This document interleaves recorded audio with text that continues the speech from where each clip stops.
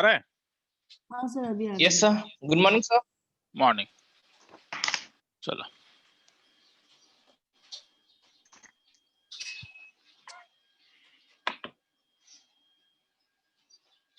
Sir, आपने वो sums के सॉल्यूशन नहीं भेजे सर, लिमिट्स इसका के। किसका को वो ठीक है, भेज दूंगा, रुक जाओ, एक बार सेंड कर देना। वो 1 का 2, 2 का 3, 3 का 2, 4 का 2, 5 का 3, 6 का 1, 7 का 4, 8 का 1, 9 goes to 2, 10 goes to 1।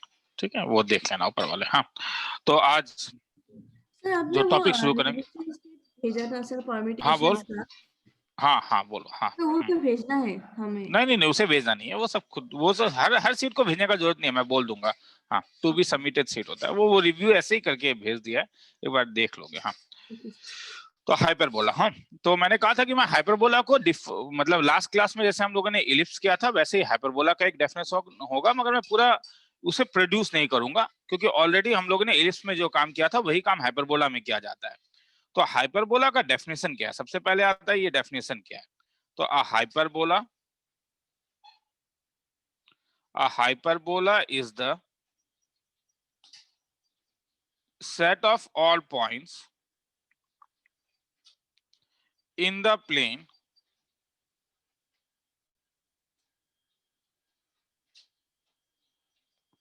the difference of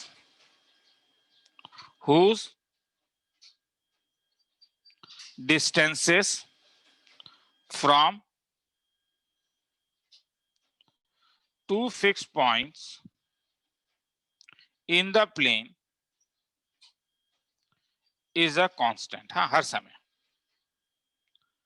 मतलब हाइपरबोला वो पॉइंट होता है जहां पे तुम्हें अगर दो फोकस रहता है F1 और F2, तो अगर तुम PF1 और PF2 लोगे तो PF1 माइनस PF2 मॉड, इसलिए क्योंकि कौन बना है मुझे नहीं पता है, ये हर समय कांस्टेंट होगा। अगर तुम्हें याद है तो इलिप्स में सेम तरीके से हम लोग देखते थे कि सम कांस्टेंट होता है, तो मैं थ्योरी को यहाँ पे डेवलप नहीं कर रहा हूं, मैं यहाँ पे डायरेक्टली वही काम कर रहा हूं जो नॉर्मली स्कूल में भी किया जाता है, क्योंकि ऑलरेडी इलिप्स में हम लोगों ने देखा था। तो जब तुम एक हाइपरबोला ड्रॉ करोगे तो क्या क्या होगा। एक तो हाइपरबोला जो होता है वो इस टाइप से खुला रहता है। हाँ, हाइपरबोला का ग्राफ ऐसा होता है हर समय अगर ड्रॉ करोगे तो। फोकस यहां पे कहीं लाई करेगा F1 और F2, ये इसका सेंटर होता है। और पॉइंट P अगर तुम एक लेते हो तो मैंने जो बोला अभी, PF1 माइनस PF2 हर समय कांस्टेंट होता है। अगर मैं इसका वैल्यू C रख दूं तो ये C होता है।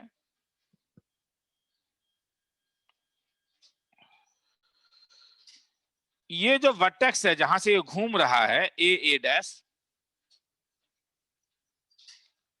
इसका लेंथ, इसे ट्वाइस C कहते हैं, इसको ट्वाइस से अगर मैं रख दूं और इसके हेल्प से C और A से, क्योंकि अब फिजिकली ये y एक्सिस को काटना नहीं है, इसीलिए इसका माइनर एक्सिस वाला जो B है वो मैं यहाँ पे डिफाइन करूंगा। हाँ, वो फिजिकली मैं दिखा नहीं सकता हूं कि यहाँ पे कौन सा पॉइंट है। Define B as B square is equal to C square minus A square, that is B positive होता है तो root over of C square minus A square. अगर ये तीन चीज डिफाइन करोगे तब इक्वेशन ऑफ हाइपरबोला जो तुम्हारे पास आएगा, जैसे हमने इलिप्स निकाला था वैसे ही आता है, x square by a square minus y square by b square equal to 1। और कंडीशन क्या है, कंडीशन ये है कि PF1 minus PF2 is always constant, और ये हर समय ट्वाइस ए के इक्वल होता है, ये हर समय ट्वाइस ए के इक्वल होता है। ये जो डिफरेंस वाला जो केस है उसमें भी ट्वाइस से होता था, इलिप्स में भी ट्वाइस से होता था। किसी को लिखना है तो लिख लो, फिर अब मैं आगे चलूंगा। पहले ये लिख लो फिर मैं नीचे आऊंगा।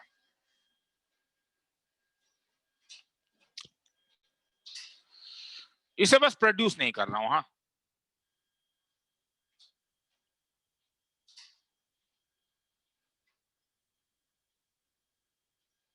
यहाँ पर बी क्या है? बी बी बी क्योंकि बी का तुम्हें जरूरत पड़ेगा, इसीलिए बी एक क्वांटिटी है। बी को मैं फिजिकली नहीं दिखा सकता हूं, समझ में आया? इलिप्स में जैसे मैं बी को तुम्हें दिखा सकता था कि बी यहाँ पे एक पॉइंट है, यहाँ पे वैसा बी कुछ भी नहीं है। बी हमने एक क्वांटिटी डिफाइन किया, सी square minus a square. Physically मैं तुम्हें सी का लेंथ दिखा सकता हूँ, वो डिस्टेंस बिटवीन फोकाई है। ए का लेंथ दिखा सकता हूँ, वो डिस्टेंस बिटवीन वर्टाइसेस है। बी एक क्वांटिटी है, इसलिए मैंने कहा है define b. Is it okay? Yes sir. ठीक है, बी एक क्वांटिटी है। बी का ज्योमेट्रिकल सिग्निफिकेंस नहीं है, मैं बी को ड्रॉ नहीं दिखा पाऊंगा कि बी क्या पॉइंट है।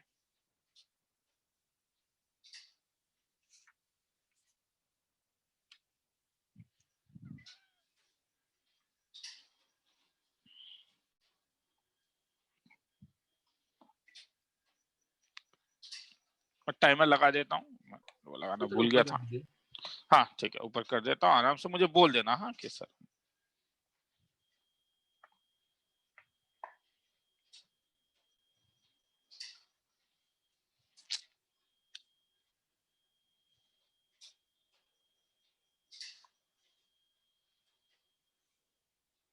एक मिनट का टाइम दे देता हूँ।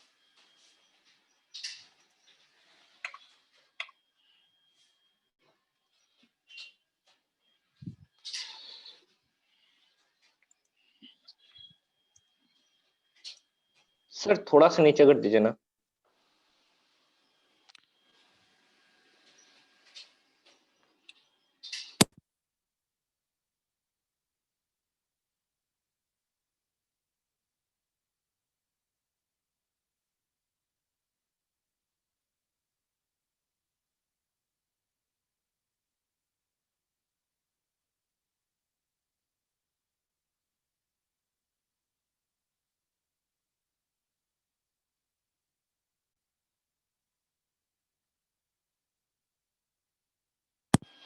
चलूं आगे? नहीं सर, थोड़ा रुक जाइए। हाँ सर। चलो सर थोड़ा रुक जाइए। हाँ हाँ बोल देना मुझे।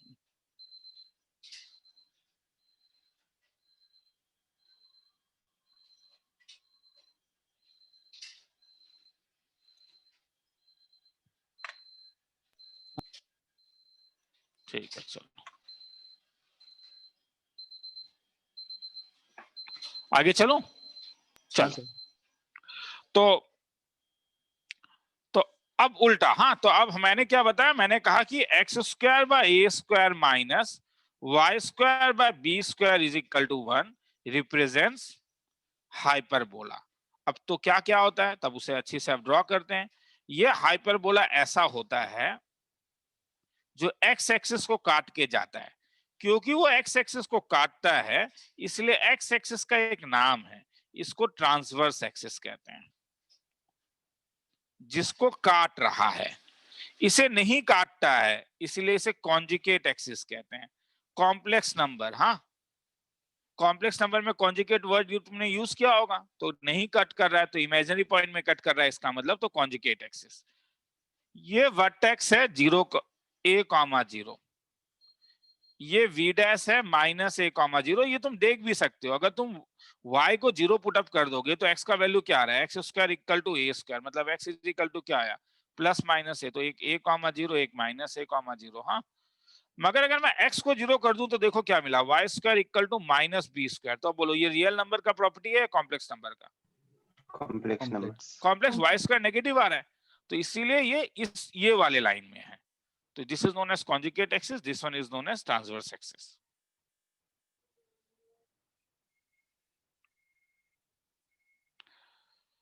This one is known as centre. Focus यहाँ पे लाई करता है F1, जो अभी हमने देखा था C,0, और एक फोकस यहाँ पे लाई करता है -C,0। अगर मैं एक पॉइंट को x, y ले लूं, तो अभी हम लोगों ने रिलेशन देखा था, तो सब कुछ का मैं वैल्यू लिख देता हूं। ठीक है, तो centre of hyperbola 0,0, focus +-C,0। Last class में हम लोग ने C को कुछ डिफाइन किया था A/E, अगर तुम्हें याद होगा तो। ठीक है, ई को डिफाइन किया था, ई को इसेंट्रिसिटी को डिफाइन किया था सी बाय, तो इसलिए सी का वैल्यू ए भी होता है, तो कई किताब इसको ए कॉमा 0 भी लिखता है। ये डेफिनेशन है इसेंट्रिसिटी का, इसेंट्रिसिटी का। वर्टाइसिस ये फोकाई था, वर्टाइसिस क्या होगा, वर्टाइसिस होगा plus minus a comma 0।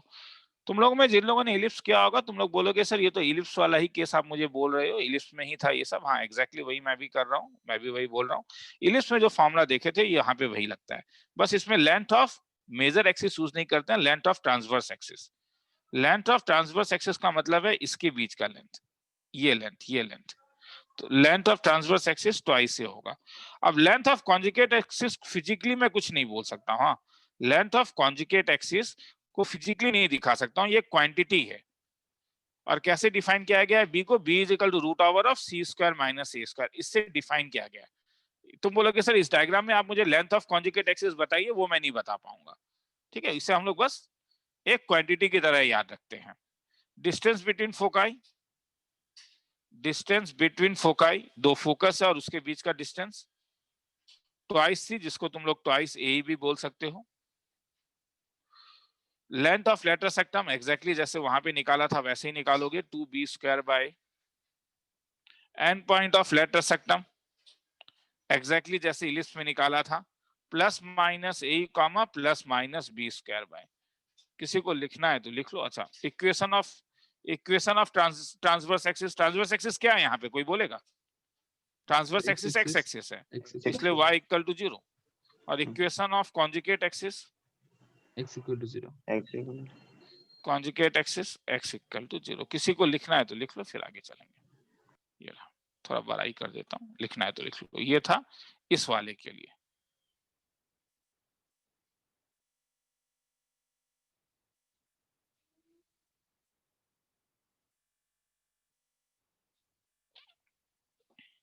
Sir नीचे वाला भी दिखा दीजिए।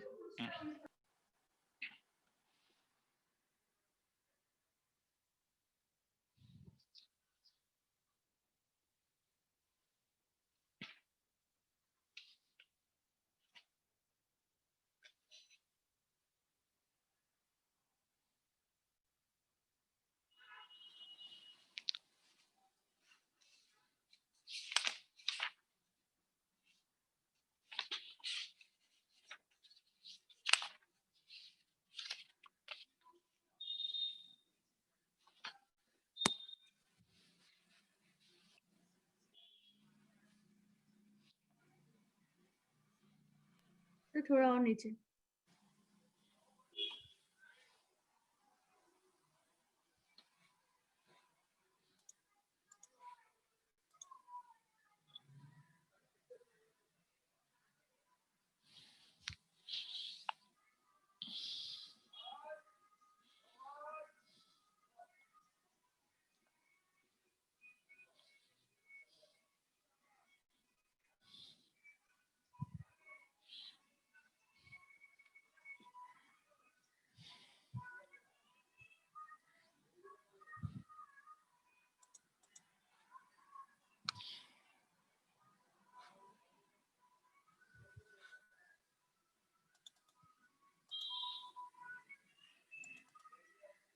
चलो आगे, सर चलो।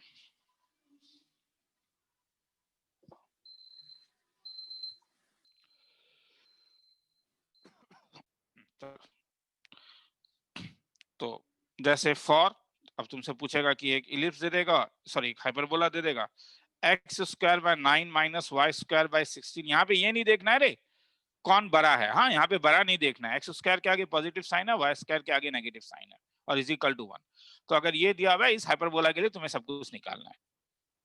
तो यहाँ पे तुम किससे कंपेयर करोगे? तुम कंपेयर करोगे x square by a square minus y square by b square equal to 1 से। तो अगर इसे कंपेयर करोगे तो ए का वैल्यू 3 आ जाएगा और बी का वैल्यू 4 आ जाएगा। तो इसेंट्रिसिटी और सी का वैल्यू क्या हो जाएगा? तब तुम्हारे पास फॉर्मूला क्या था? B square equal to c square minus a square, इसलिए सी स्क्वायर क्या हो जाएगा? A square plus B square, तो ये 5 स्क्वायर 25 हो जाएगा। तो हेंस ए का वैल्यू 3 आ गया, बी का वैल्यू 4 आ गया, सी का वैल्यू 5 आ गया। अब निकालना शुरू करो। यह ये हाइपरबोला ऐसा दिखता है, तो इसका सेंटर क्या होगा? इसका सेंटर होगा 0,0। इसका फोकस क्या होगा? फोकाई होगा plus minus plus C, minus 3 0, तो प्लस माइनस 5,0। इसका वर्टाइसिस क्या होगा? Plus minus 3, plus minus A, 0, मतलब प्लस माइनस 3,0। इसका लेंथ ऑफ द लेटर सेक्टम क्या हो जाएगा?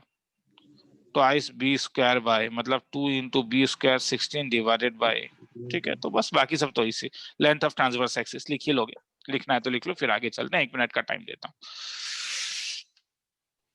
सर यहाँ पे हम लोग जो सी का हम लोग जब रूट लेते हैं तब उसमें प्लस माइनस का वैल्यू आता है, हम लोग समय नेगेटिव प्लस, वाला वैल्यू हाँ, इग्नोर क्यों कर देते हैं? क्योंकि C डिस्टेंस है ना। ऊपर तू ध्यान से देख, जब मैं C का बात कह रहा हूँ तो हाँ हाँ मैंने हाँ, C को डिफाइन किससे किया है?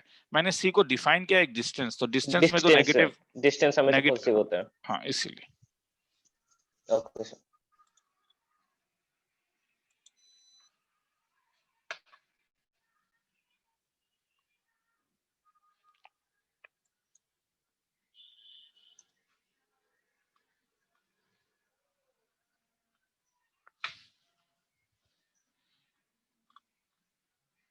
सर। हाँ सर एलिस में जैसे सी ए से हाँ बोल। सर यहाँ पे फोकाई मतलब 2C ए से बड़ा होता है ना सी से, और सॉरी। यहाँ पे हर समय C A से भरा होगा ना। हाँ एलिस में तो ए सी से बड़ा होता था। हाँ, तो इसीलिए इसलिए तुम्हारे पास क्या होता है कि इसेंट्रिसिटी के ऊपर खेला आ जाता है। इलिप्स में जब तुम इसेंट्रिसिटी निकालते हो, E का वैल्यू C/A था, तो इसलिए इलिप्स का जो इसेंट्रिसिटी होता है वो 0 से 1 के बीच में लाई करता है, क्योंकि C A से छोटा है। हाइपरबोला में क्या होता है, C जो है, ये जो डिस्टेंस है वो ज्यादा बड़ा डिस्टेंस है। हाँ, तो ये क्या हुआ, E is equal to C/CA से बड़ा है, इसलिए E 1 से बड़ा होता है। तो इसीलिए तूने जब पूछा तो हमें 3 चीज मिला। हाँ, क्या क्या मिला? तो ये डाउट में आ गया तो ये लिख ही लो, ठीक है। इस चीज में भी अभी मैं आऊंगा, ठीक है सर। ठीक है। मैंने कहा था मैं अलग तरीके से भी डेवलप करा दूंगा तुम्हें। हाँ, 2 तरीके से हम डेवलप करेंगे। E1 का इसेंट्रिसिटी 1 का मतलब होता है कि तुम्हें पैराबोला मिलता है। E अगर 1 से बड़ा होता है तो तुम्हें हाइपरबोला मिलता है, और अगर E 0 से लेके 1 इसेंट्रिसिटी तो तुम्हें इलिप्स मिलता है, तब इलिप्स होता है वो। ठीक है, किसी को लिखना है तो लिख लो। तो ये C और A का ही खेला है यहाँ पे। इलिप्स में C A से छोटा होता है, ठीक है सर। और हाइपरबोला में C A से बड़ा होता है।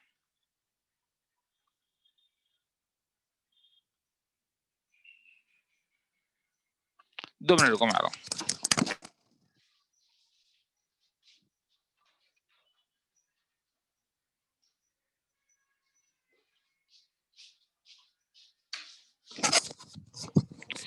चलूं आगे? हाँ सर। चलो,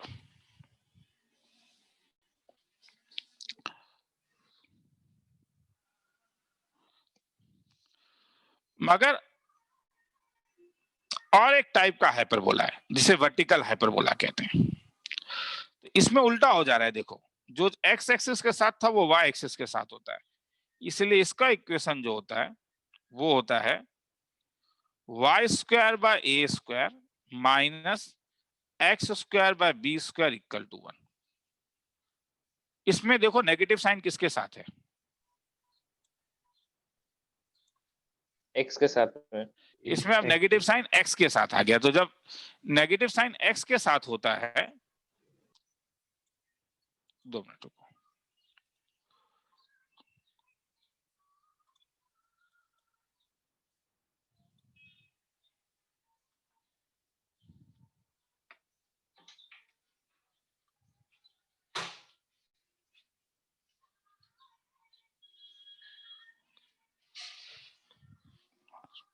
जब x के आगे तुम्हारे पास एक नेगेटिव साइन होता है तो वो वर्टिकल हाइपरबोला हो जाता है। तो वर्टिकल हाइपरबोला में तब ये पॉइंट कैसा दिखेगा, ये पॉइंट 0,a, और ये पॉइंट कैसा दिखेगा 0,-a। ये पॉइंट कैसा दिखेगा 0,c, और ये पॉइंट कैसा दिखेगा, तो तुम एग्जैक्टली सेम ही तरीके से होगा। सेंटर इसका क्या होगा तब? इसका सेंटर होगा 0,0। इसका वर्टाइसिस क्या होगा? इसका वर्टाइसिस होगा y एक्सिस में आ जाएगा, इसका फोकाई क्या होगा, इसका फोकाई होगा 0 प्लस माइनस सी। फॉर्मूला क्या होगा, C square equal to A square plus B square. इसका लेंथ ऑफ ट्रांसवर्स एक्सिस क्या होगा, ये का मतलब ट्रांसवर्स एक्सिस है ट्वाइस है। इसका लेंथ ऑफ कॉन्जुगेट एक्सिस क्या होगा,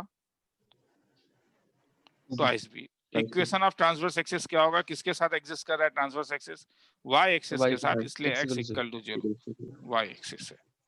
और इक्वेशन ऑफ कॉन्जुगेट एक्सिस क्या होगा, y इक्वल टू 0, क्योंकि ये किसके साथ ऐड कर रहा है, x एक्सिस के साथ। किसी को लेंथ ऑफ द लेटर सेक्टम तो फिर से वही होगा, length of latus सेक्टम 2b square by a। किसी को लिखना है तो लिख लो, फिर आगे चलेंगे।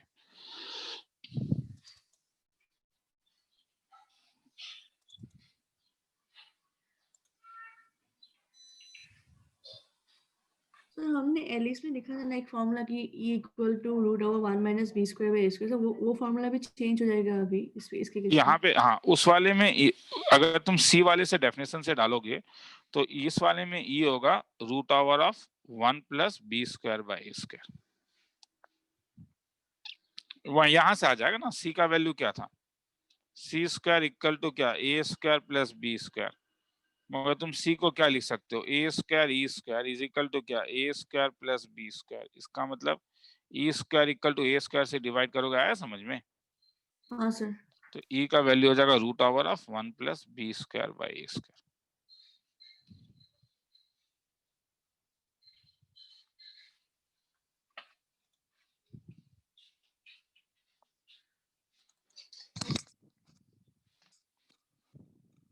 सर ई का फॉर्मूला तो हमेशा मतलब कांस्टेंट रहता है ना, मतलब यही वाला फॉर्मूला और चेंज नहीं होता है। हाइपरबोला में मतलब तीनों में अलग अलग होता है, जैसे कि पैराबोला, हाँ, हाइपरबोला, ये सब में।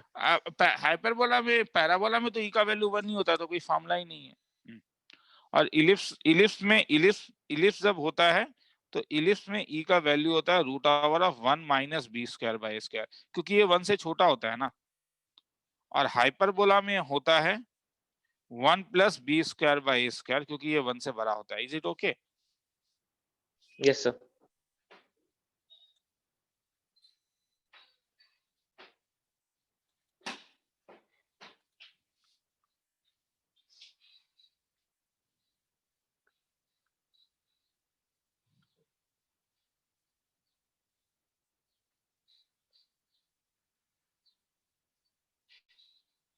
आगे चलूं?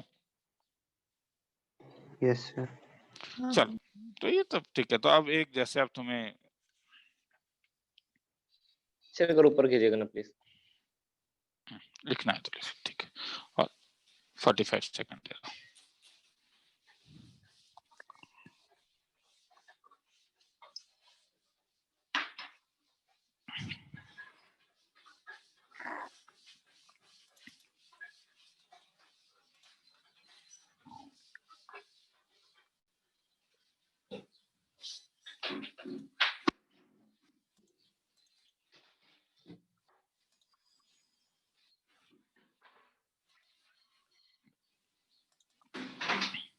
सर हो गया। चल, तो सपोज तुम्हें दिया हुआ है 5y square minus 9x square equal to 36। इस हाइपरबोला का अब सब कुछ निकालना है।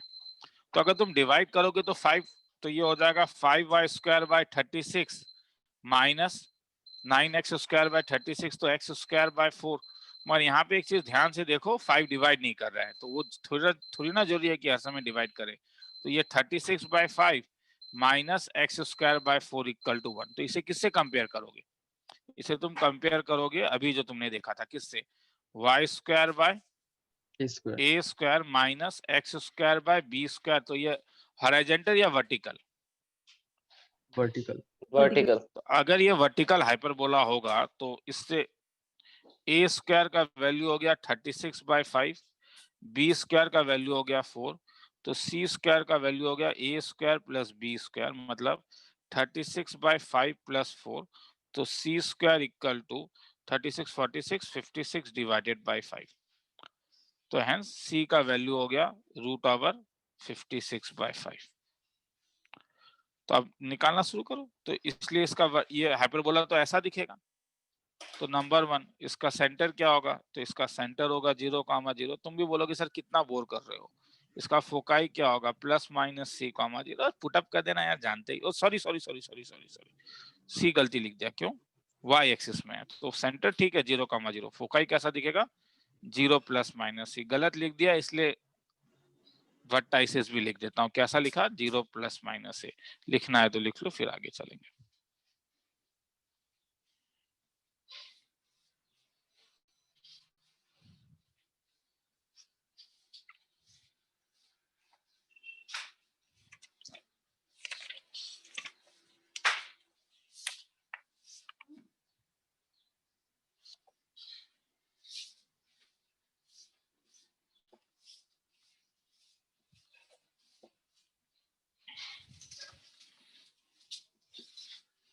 लिख लिया,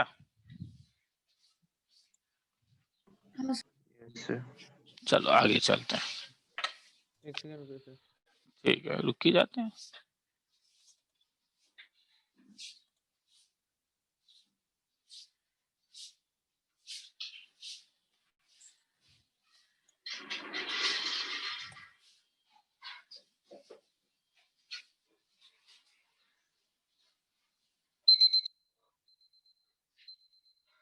ओके सर।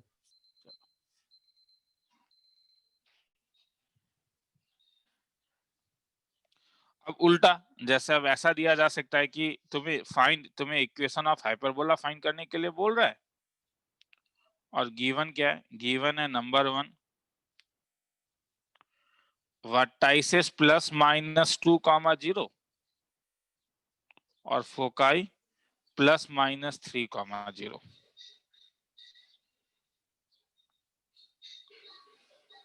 तो क्या करोगे, तो ये तुम देख रहे हो कि किस में लाई कर रहा है, हॉरिजॉन्टल में सर। तो लाइज ऑन एक्स एक्सिस, तो हॉराइजेंटल, अगर हॉराइजेंटल है तो खिलाई खत्म हो गया। हाइपरबोला का इक्वेशन कैसा दिखेगा, x² / a² - y² / b²। अगर ऐसा दिखेगा तो इसका वर्टाइसिस क्या था +-a,0, जो +-2,0 है, तो इसलिए a का वैल्यू 2। इसका फोकाई क्या था प्लस, बस फॉर्मूला का खेला है, और अब चीजों को थोड़ा ग्रास भी कर पा रहे होगे। c का वैल्यू 3, तो b कैसे निकलेगा, b² का एक फॉर्मूला था मेरे ख्याल में, c² का फॉर्मूला था a² + b², तो b² का फॉर्मूला हो गया c² - a², तो 3 × 9 - 2 × 4 = 5। तो इक्वेशन कैसा दिखेगा, x² / a² - y² / b² = 1, मतलब x² / a² 4, y² / b² 5। खेला खत्म, लिखना है तो लिख लो, फिर आगे चलते हैं।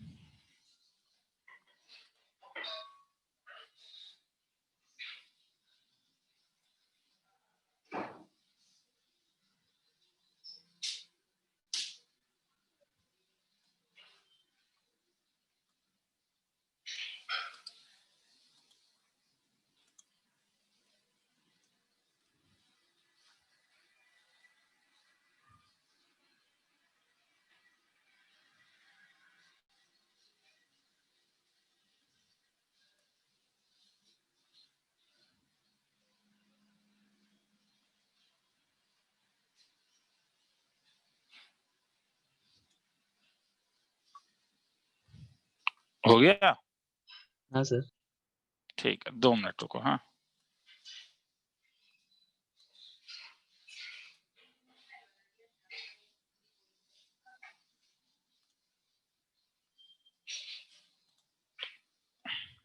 कुछ सम तुम लोग को से ही करवाता हूँ, हाँ, क्योंकि ऑल इलिप्स जैसा ही है, तो खुद ही एक बार करके देखो, और फिर एक एक को मैं समझाऊंगा भी, हाँ, मैं, क्योंकि ज्यादा मैंने समय भी नहीं करवाया, मैं जान रहा हूँ, ठीक है, मगर तुम देख रहे हो इलिप्स वाला ही है, तो थोड़ा सा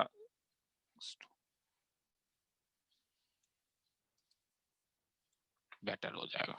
जिसका नहीं निकलेगा घबराओगे नहीं, हाँ मैं फिर से कह रहा हूं, ठीक है, जस्ट क्योंकि इलिप्स हम लोगों ने किया हुआ है तो एक बार रिवीजन हो जाए ताकि तुम्हें ऐसा लगे कि हाँ आज ऑलमोस्ट खत्म हो गया टॉपिक।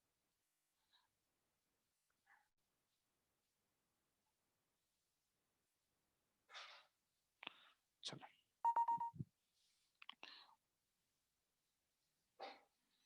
चलो पेन और पेंसिल पकड़ो और शुरू करो।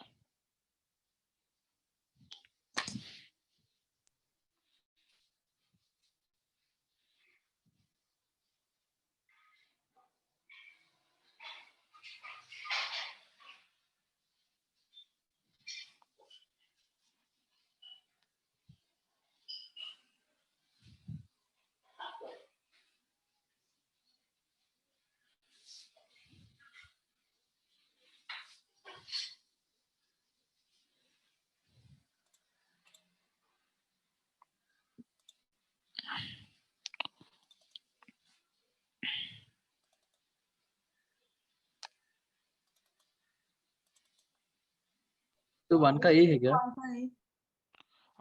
मुझे आंसर नहीं पता है, हाँ मैं चेक करूंगा, ठीक है, तुम लोग जो बोलोगे ठीक है। 1 का ए क्या कह रहा है, equation of with coordinate whose transverse axis is 6 and conjugate axis is 4।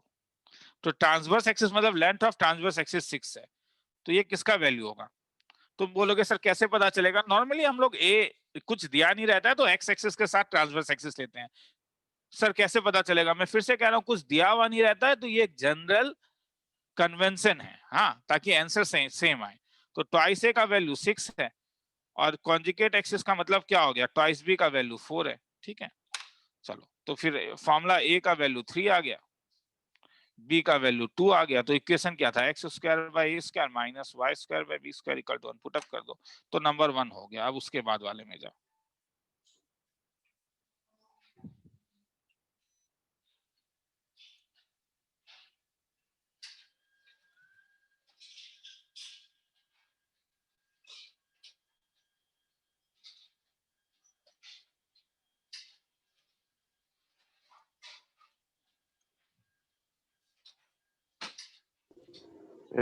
To होगा, बी होगा क्या?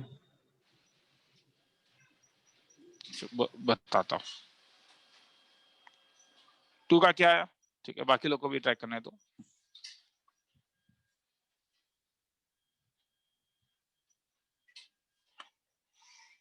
सर बी आया। ठीक है, x b find the equation of hyperbola whose transverse axis is 8, मतलब क्या दिया हुआ है बोलो? तो आइस ए का वैल्यू 8 है, मतलब ए का वैल्यू 4 है, ई का वैल्यू दिया हुआ है कितना, 3/2, तो सी का वैल्यू क्या था, ए, तो ए कितना हो गया, ए 6 हो गया, तो बी स्क्वायर का फॉर्मूला क्या था, सी square minus a square, put up कर दो, आ जाएगा।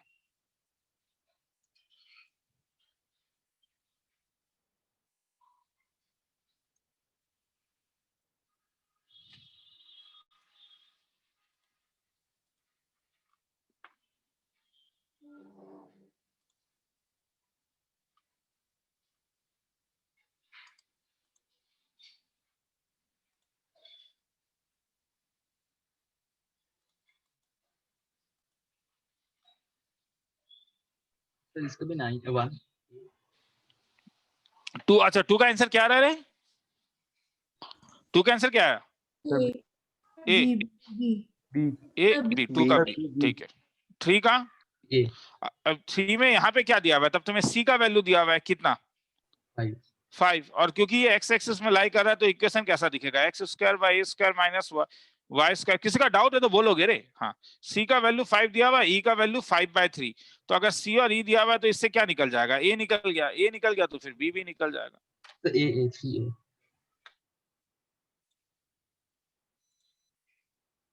ठीक है।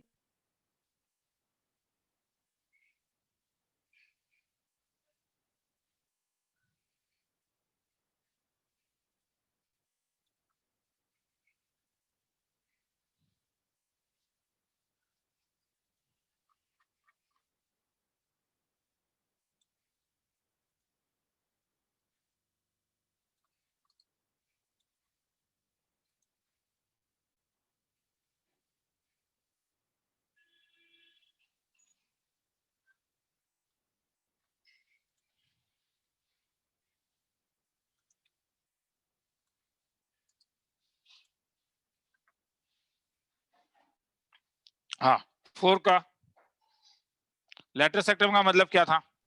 2b square by a.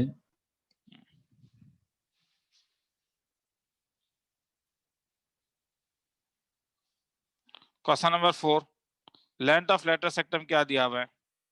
2b square bye कितना दिया हुआ है? 22/5 और e का वैल्यू कितना है? 6/5। तो इससे किसका वैल्यू निकल जाएगा? b square 5b square equal to 11 है। अब e को C, क्या लिख C. सकते हो?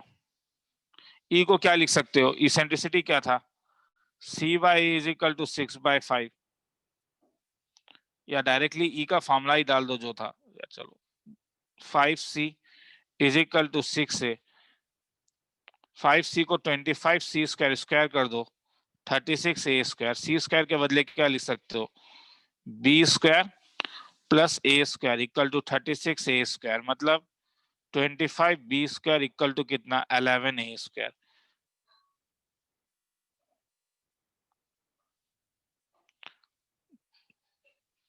तो अब तुम क्या कर सकते हो? दो इक्वेशन तुम्हें मिल चुका है, तरीका मिट गया ये, एक ये वाला और एक ये वाला। तो दोनों से अगर b स्क्वायर का वैल्यू निकालोगे तो ये 11a/5 इज इक्वल टू यहाँ से और यहाँ से क्या आया? b स्क्वायर का value 11a square by 25। 11 cancel करो तो a का वैल्यू तुम्हारे पास 5 आ गया।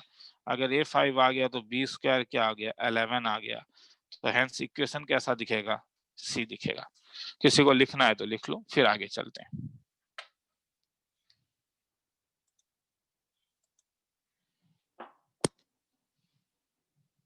समझ में आया? हाँ सर। Yes sir. चलो सर क्वेश्चन नंबर 3 का आंसर क्या है? क्वेश्चन नंबर 3 का आंसर क्या है रे? किसी ने निकाला है? सर ए। Sir, C. 3 का 2 आंसर आ रहा है, सी और ए। सर Sir, सी तो नहीं देखने होगा, सी दीजिए। तो इलिप्स है, सी तो हाँ इलिप्स है सर, ना। हाँ सर, देखने दीजिए, मैं भूल गया। ए होगा। ए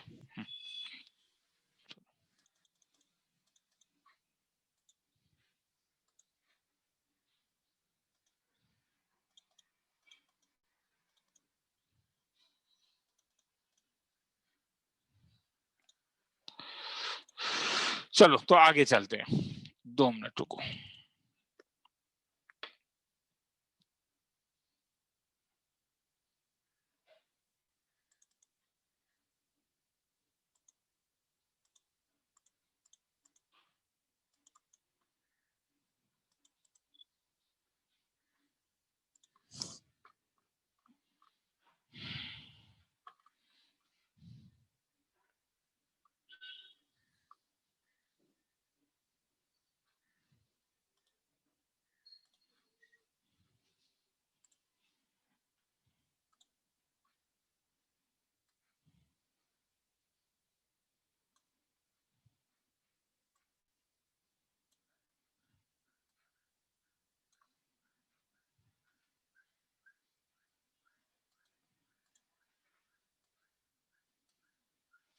चलो तो अब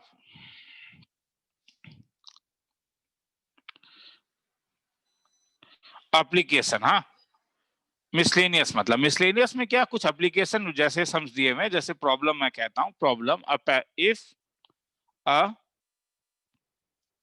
parabolic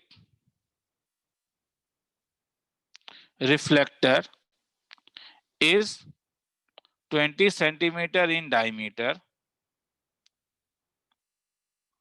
and 5 centimeter deep, find its focus। तो पहले मुझे कर लेने दो। हाँ, एक पैराबोलिक रिफ्लेक्टर है जो 20 सेंटीमीटर डायमीटर में है और 5 सेंटीमीटर डीप है, इसका फोकस निकालना है। पैराबोलिक रिफ्लेक्टर का मतलब क्या होता है? पैराबोलिक रिफ्लेक्टर का मतलब होता है कि इस टाइप से तुम्हारे पास जो तुम्हारे ऊपर में डिश एंटीना जो तुम्हारा है वो वाला, ठीक है, टाटा स्काई और एयरटेल का जो एंटीना होता है, ये एक पैराबोलिक रिफ्लेक्टर है। अब क्वेश्चन क्या कह रहा है? पैराबोलिक रिफ्लेक्टर जो होता है, क्योंकि वो एक 3 डायमेंशनल है तो उसका डायमीटर दिया हुआ है, मगर हम लोग उसे 2 डायमेंशनल में देखेंगे, इसलिए इसे देखने का जरूरत नहीं है, डायमीटर का मतलब है कि ये पॉइंट दिया हुआ है कि ये लेंथ कितना दिया हुआ है, तो ये लेंथ क्वेश्चन में इसका दिया हुआ है 20 सेंटीमीटर। अब डीप दिया हुआ है 5 सेंटीमीटर, मतलब ये दिया हुआ है ये 5 सेंटीमीटर है। तो ऐसे पैराबोला का इक्वेशन क्या था बोलोगे? ऐसे पैराबोला का इक्वेशन क्या था? ऐसे में तुम्हें क्या करना होगा, इक्वेशन ऑफ पैराबोला लिखना होगा। तो ऐसे में इक्वेशन ऑफ पैराबोला क्या था इसका, कोई बोलेगा तो मुझे अच्छा लगेगा। y square equal to 4ax। 4ax। अब ये कहीं से पास कर रहा है क्या, मतलब अगर मैं इसे कोऑर्डिनेट एक्सिस मान लूं तो ये वाला पॉइंट कैसा दिखेगा, ये पॉइंट, ये पॉइंट, ये लेंथ कितना आया 10। 10 अगर ये लेंथ 10 है तो ये कितना आ गया 5,10। और 5,10 कहां पे लाई कर रहा है, लाइज ऑन पैराबोला। ऐसे में क्या करोगे, कोऑर्डिनेट एक्सिस के साथ एक्स एक्सिस और वाई एक्सिस को ले लोगे। तो अगर ये इससे पैराबोला में लाइज कर रहा है, अगर पुट अप करोगे तो क्या मिलेगा, 100 इज इक्वल टू क्या 4a इंटू कितना 5, तो a इज इक्वल टू 5। अगर a 5 मिल गया तो इसका फोकस क्या था पैराबोला का, a,0, तो ये कितना हो जाएगा बोलो 5,0। तो हेंस इस फोकस इज 5,0। ठीक है, या 5। सर हाँ बोलो। इसी आंसर को अगर हम लोग को एग्जाम में करके देना हो सब्जेक्टिव टाइप में तो कैसे लिखेंगे, क्योंकि यहाँ तो पे कुछ ऐसे ही- ये कोऑर्डिनेट निकालने के लिए तो लिखना पड़ता है ना कुछ कुछ। यहाँ पे ऐसा कुछ लिखने का जरूरत नहीं है, नॉर्मली ये डायग्राम बनाने से ही हो जाता है। सर हाँ बोल। हाँ, फिर से एक बार बता दीजिए ना, मेरा नेट चला गया था। if a parabolic refractor is 20 centimeter in diameter and 5 centimeter deep, तो जस्ट एक पैराबोलिक रिफ्लेक्टर बना लो और डायग्राम दिखा लो, सफिशिएंट, और ज्यादा कुछ नहीं करना है। तो हेंस कितने मार्क का आता है सर? ये कितने मार्क्स का आएगा, 3-4 मार्क्स में, मैक्सिमम 4 मार्क्स लायक सम तो है नहीं ये। ठीक है, तो मतलब अगर तुझे ज्यादा लग रहा है लिखना क्या है तो मैं तुझे दिखा देता हूँ एक सम और एक। ठीक है, तब तुम लोग को ये एनसीईआरटी का सॉल्व एग्जाम्पल है। हाँ रुक जाओ 2 मिनट रुक जाओ। ठीक है, एक एक करके सबका क्लियर करता हूँ दोस्तों।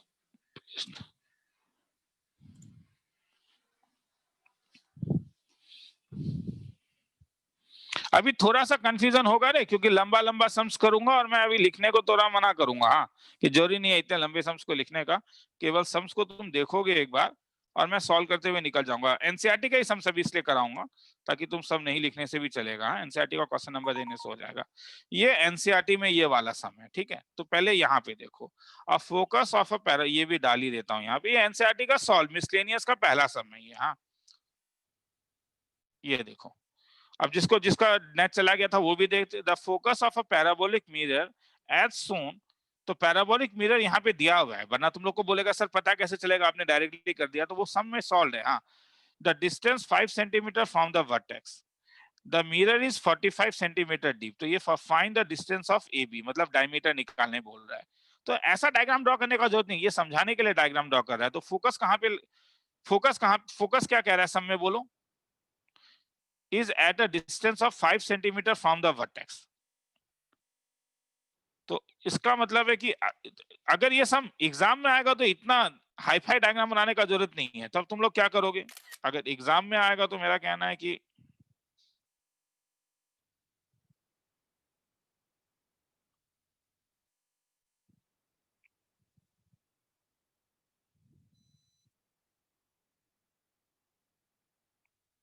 एग्जाम में ये डायग्राम तुम लोग देंगे नहीं तुम्हें, ये डायग्राम होगा।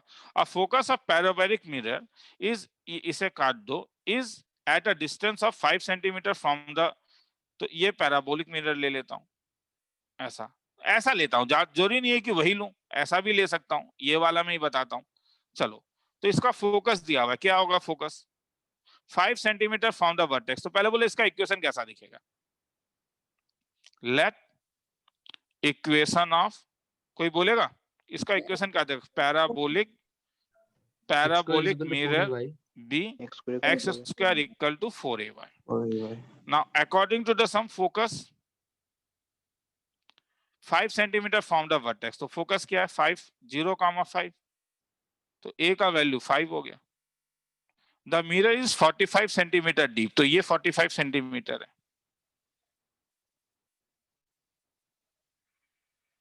Find the distance of a b, तो ये ए बी है, तो तुम्हें ए बी का डिस्टेंस चाहिए।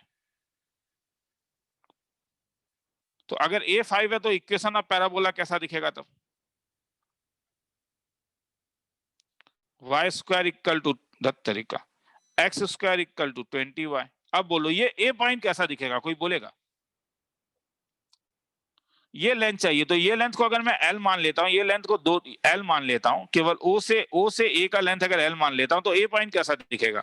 l comma L comma 45। तो ऐसा ले लो, लेट ए बी का लेंथ ट्वाइस l ले लो, तो पॉइंट a कैसा दिखेगा? l comma 45। और ये कहां पे लाई करेगा? parabola. Lies on parabola. तो अगर ये लाइज ऑन पैराबोला होगा तो क्या मिलेगा? एल स्क्वायर इक्वल टू कितना? 20 इंटू 45। तो एल इज इक्वल टू कितना आ गया तुम्हारे पास? Root over of 20 into 45। वो निकाल के देख लेना, ट्वाइस एल, खेला खत्म। आप समझ में आया मनीष कैसा लिखना होगा? Yes sir. इससे ज्यादा और लिखने का जरूरत नहीं है, ठीक है। तो यही चीज यहाँ पे भी क्या हुआ, ए बी का सर लेंथ वही 60 सर सेंटीमीटर। वो लेंथ हाँ, ऑफ वो लेटरल नहीं होगा क्या? कौन सा? नहीं जरूरी, अगर बाय चांस ये ए आ रहा है तो बात अलग है, क्योंकि जरूरी थोड़ी ना है, फोकस तो यहाँ पे भी लाई कर सकता है। Is it okay? हाँ हाँ ठीक है। जरूरी नहीं है कि वही फोकस हो, वो कौन कह रहा है, ठीक है। सर चलो। मतलब डायमीटर वेरिएबल हो सकता है? डायमीटर क्या, कोई भी पैराबोला जब खींचते हो तो अगर इसे यहीं पे खत्म कर दोगे तो ये डायमीटर है, यहाँ पे खत्म करोगे तो ये डायमीटर आया समझ में? हाँ हाँ ठीक है सर। ठीक है, जरूरी नहीं है वो फोकस से जाए, वो तो जहां पे तुम खत्म कर रहे हो वो उसका डायमीटर होगा। तो लिखना है तो पहले ये लिख लो, फिर ऊपर वाला भी लिख लेना, ठीक है। और कुछ डाउट है तो बोलो मुझे।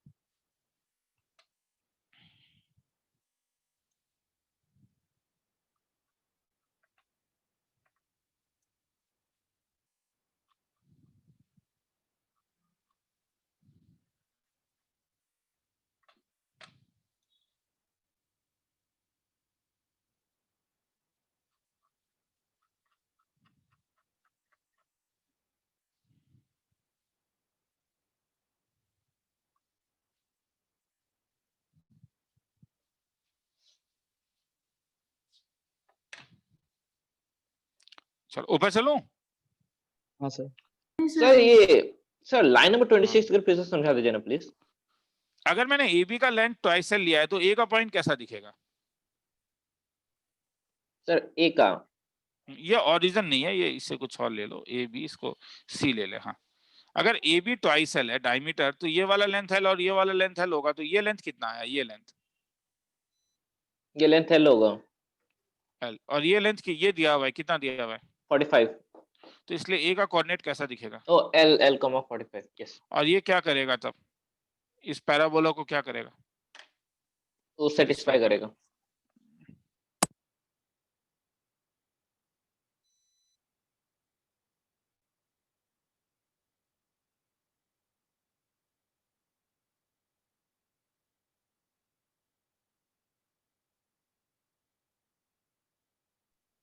ये हो गया सर। आगे चलूं? ऊपर वाला दिखा दो एक बार, ये रहा, सेम ही सम है मगर लिखना, क्योंकि करवा दिया है तो लिख लो। इसे लिख लो, मैं आ रहा हूं 2 मिनट में।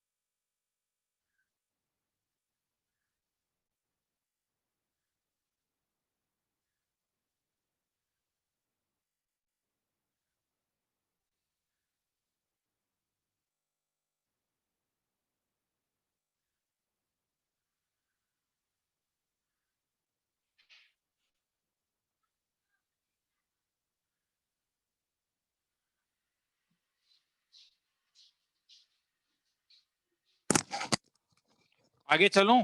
हाँ सर। चलो, प्रॉब्लम सर एक बार वो ऊपर वाला दिखा सकते हैं? कौन सा, ये वाला? सर वो एनसीईआरटी के अलावा आपने जो किया था। ये ले। सर हाँ बोल। सर हाइपरबोला में दो दो कर्व कैसे आ सकता है सर? पॉइंट तो एक ही है, कॉमन पॉइंट।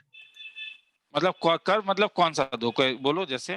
मतलब आपने दो साइड में दो दो कर्व किया ना, उसको लेकर ही हाँ आपने तो हाँ हाँ, तो उसमें दो कैसे आ सकते सर? पी तो एक ही है ना, एक कॉमन पॉइंट तो हमने एक ही लिया। वो नहीं, वो इक्वेशन से आएगा तुम्हारे पास। अगर तुम इक्वेशन, वो तो property x square plus y square, तो यहां से जब तुम y का वैल्यू निकालोगे, जैसे मैं y का वैल्यू निकालना चाहूं तो अगर -1, तो y का तो अगर स्क्वायर रूट लोगे तो ये प्लस माइनस ऑफ क्या आ जाएगा?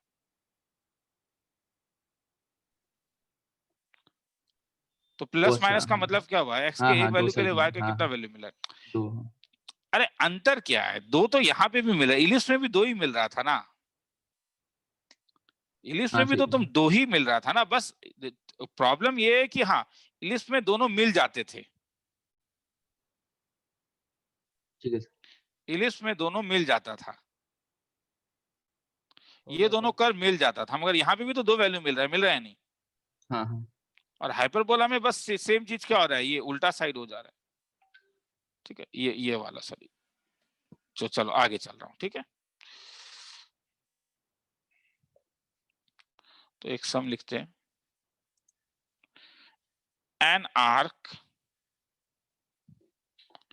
Is in a form of parabola with its axis vertical.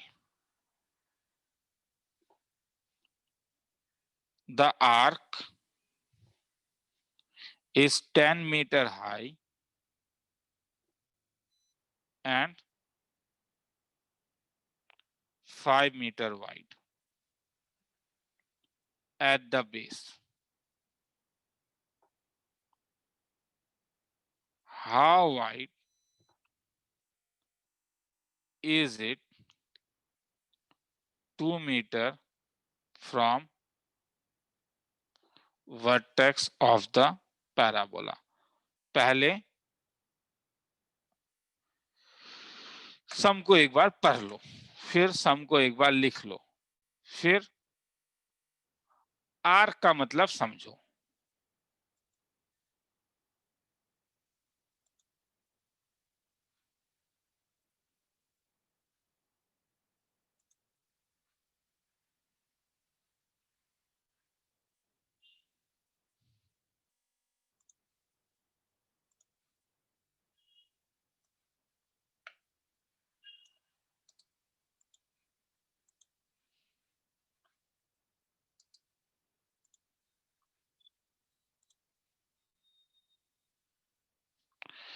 इसे आर्क कहते हैं।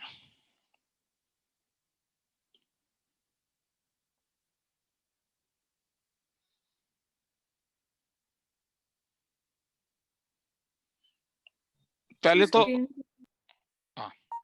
रुक जा, बता रहा हूं, मैं बता रहा हूं। इसे आर्क कहते हैं, तो आर्क समझ में आया क्या है? ठीक है, this is known as arc. ठीक है, this is known as arc. तो वो कैसा भी हो सकता है, आर्क कैसा भी हो सकता है। आर्क का मतलब है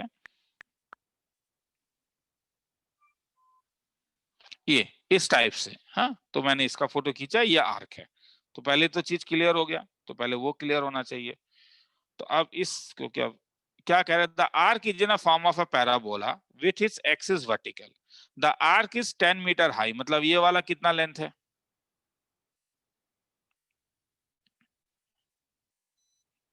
ये लेंथ 10 मीटर है एंड 5 मीटर वाइड, तो ये लेंथ कितना है? 5 मीटर है। How wide it is 2 metre from the vertex of the parabola, मतलब क्या बोल रहा है ये वर्टेक्स ऑफ द पैराबोला, तो ये लाइन है ना एक्सिस ऑफ द पैराबोला। तो how wide it is 2 metre from the vertex. तो यहां से अगर तुम नीचे आ जाओगे 2 मीटर, तो कह रहा है कि ये लेंथ कितना है, ये लेंथ ए बी पूछ रहा है। तो पहले सम क्लियर हुआ क्या? तो ऐसे सेकेंड पार्ट ऐसे समझ में नहीं आया, पर हाउ ऊपर वाइड वाला- इज इट वाला। हाँ, तो हाउ वाइड इट इज का मतलब क्या हुआ? पूरा हाउ वाइड इट इज नहीं ना, पूरा पढ़ना। क्वेश्चन क्या कह रहा है? हाउ वाइड इट इज क्या कह रहा है? 2 metre from the vertex of the parabola. हाँ, तो मतलब 2 मीटर की दूरी में, वर्टेक्स से 2 मीटर की दूरी में, वर्टेक्स के 2 मीटर की दूरी में उसका विड्थ कितना है, तो ये पूछ रहा है। समझा सर। तो जरूरी थोड़ी ना है, तो ओरिजिन कहां पे लेना अच्छा है तब? तो यहाँ पे क्या इसे ऐसा कर देना, ये और ऐसे प्रोड्यूस करके इसे ओरिजिन लेना अच्छी बात नहीं है, हाँ या ना? क्योंकि तब तुम हाँ इसका सर। इक्वेशन निकाल सकते हो। तो अब मैं इस चीज को काट रहा हूं और अब मैं नीचे और एक डायग्राम बना रहा हूं। क्या वो चीज समझ में आया मैंने ओरिजिन उसे क्यों लिया? ये इंपॉर्टेंट है रे। हाँ यस सर। सर। मैंने ओरिजिन इसे क्यों लिया? क्योंकि अगर मैं ओरिजिन इसे लूंगा तभी मेरे पास इसका इक्वेशन कैसा दिखेगा। अगर मैंने इसे ओरिजिन ले लिया तो इसका इक्वेशन कैसा दिखेगा? ये मेरा कंस्ट्रक्शन है, ये मैंने कंस्ट्रक्ट किया है। तो कोई बोलो इक्वेशन कैसा दिखेगा downward hyperbola parabola? x square is equal to -4 a भाई x square equal to -4 a y. तो चलो यहीं पे तब बताते हैं। हाँ, तो x square equal to -4 a y, -4 a y. क्या ये पॉइंट तुम जानते हो? ये वाला पॉइंट, ये वाला पॉइंट जरा ध्यान से देखो। ये हाँ सर। पॉइंट 10,5 10,5 नहीं होगा, ध्यान से देखो। एक्स एक्सिस से नीचे है, ठीक है। मैं नीचे और एक बना रहा हूँ, सेम चीज को मैं यहाँ पे बना रहा हूँ। ये है, ये लेंथ 5 है,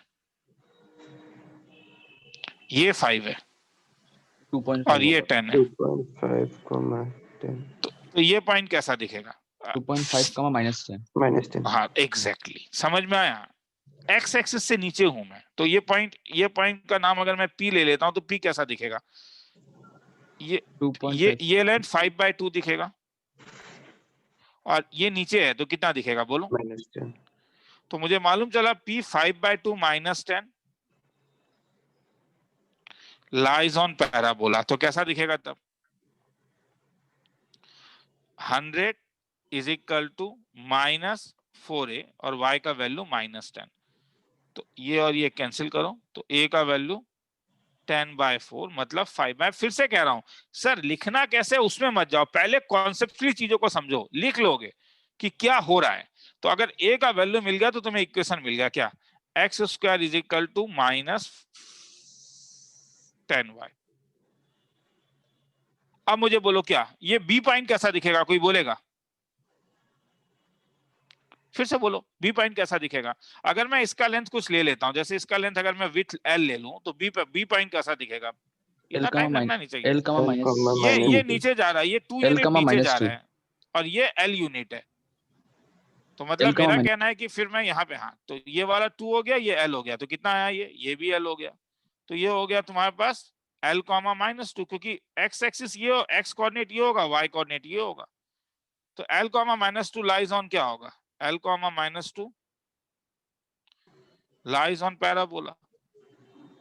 तो ये कैसा दिखेगा? L square is equal to कितना? 20। तो L का वैल्यू √20। अगर L का √20 तो विड्थ कितना हुआ तब? विड्थ तो L नहीं होगा, विड्थ तो ये पूरा है, Twice L. Twice L। तो कितना आया? 220. 2√20। खेला खत्म। किसी को लिखना है तो लिख लो, फिर आगे चलेंगे। ठीक है, अब ये डायग्राम ड्रॉ करने का जरूरत नहीं, नीचे वाला ही सम अगर लिख लिया तो नीचे वाला लिखने से ही हो जाएगा। Sir line number 23, line number, sir 23 वो 100 कैसे हुआ वो? ओ मैंने गलती किया ना कुछ, 5/2 मैंने ये यहाँ पे गड़बड़ कर दिया, सॉरी। तब तो इस पूरे को हटाना होगा। कितना हो जाएगा ये? 25/2 2 जा 4 is equal to -4a, y के बदले -10। इसको कैंसिल करो तो क्या आया? तो y a is equal to 25 divided by 16 × 10। ये 5 आ गया, ये 2 आ गया, इज इक्वल टू 5/30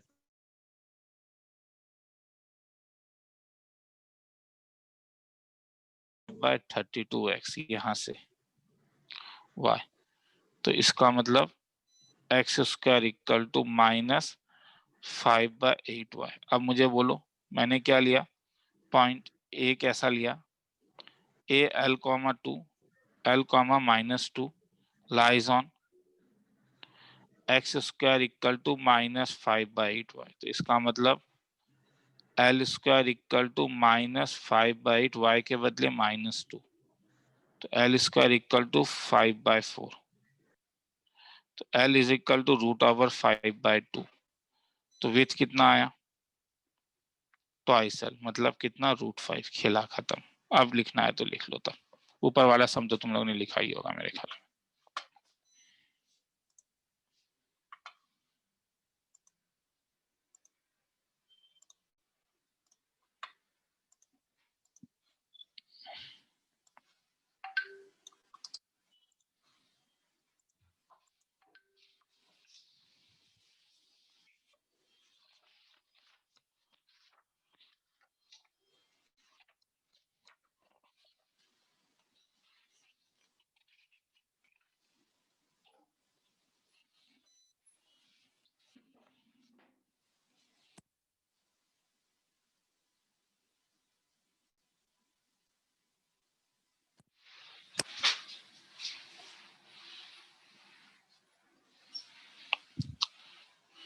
आगे चलूं?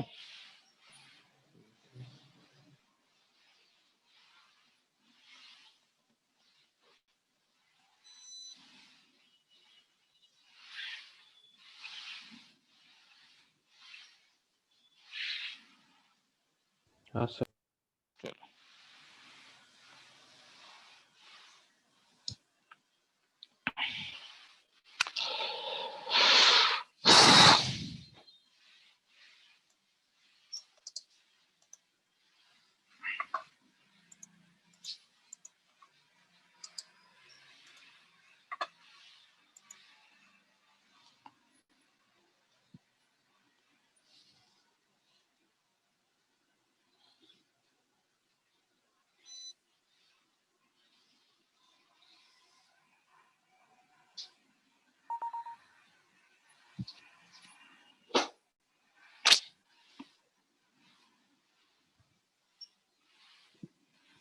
दो मिनट को।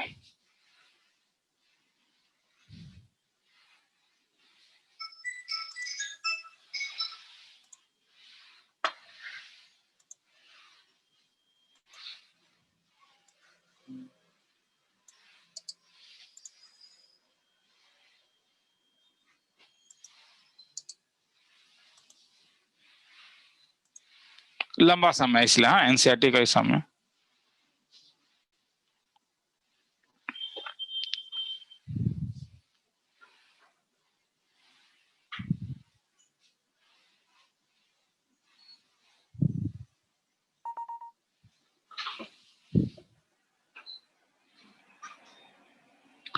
ये सब लिखने का जरूरत नहीं है। हाँ ये मिसलेनियस का मिसलेनियस का ऊपर ऊपर लिख लो एक्सरसाइज 11, मतलब मिसलेनियस का क्वेश्चन नंबर 3 है। पढ़ के देखोगे एक बार बस।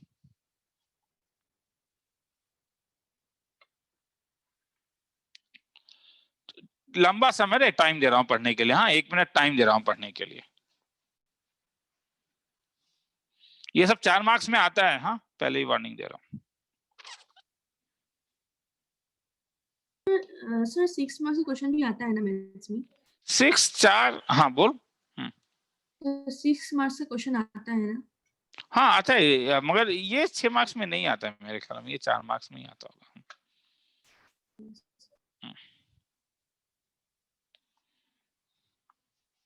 A cable of uniformly loaded suspension brakes hangs in a form of parabola. एक सस्पेंशन ब्रिज है। The roadway, which is horizontal and 100 meters long, is supported by vertical wire attached to the cable. the longest wire being 30 meter and the shortest being 6 meter. Find the length of the supporting wire attached to the roadway 18 meter from the deep. एक बार पढ़ के देख लो.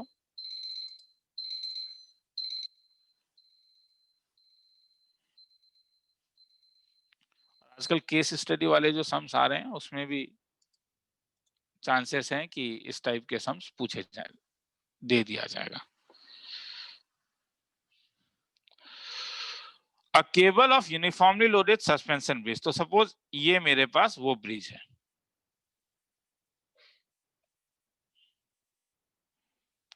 The roadway which is horizontal and 100 meter long. इसका मतलब ये road है, ये bridge है. हाँ, तो ये तुम्हारे पास अगर रोड है तो ये 100 मीटर है. Is supported by vertical wires attached to a cable, the longest wire being 30 meter. तो longest wire तो ये अटैच होगा ना. सपोज ये जमीन से अटैच है, ये यहाँ पे तुमने ये जमीन से अटैच कर दिया, ठीक है. तो ये कितना है? ये 30 मीटर है. तो शॉर्टेस्ट जमीन से अटैच तो ये होगा, ठीक है. तो ये ग्राउंड है. हाँ, ये ग्राउंड है, ये ग्राउंड है, ये सर, ग्राउंड. फिर से सर सस्पेंशन ब्रिज का रोप्स तो ऊपर की तरफ रहता है. हाँ, जमीन वो से सर सस्पेंशन ब्रिज का रोप्स तो जमीन से मतलब लगा हुआ रहता है क्या? तो उल्टा ले लो तब. हाँ सर, डायग्राम ठीक थोड़ा है, कैसा उल्टा अजीब ले सा लो. लग रहा है सर. ठीक है, तो उल्टा ले लो तब. ये ले लो.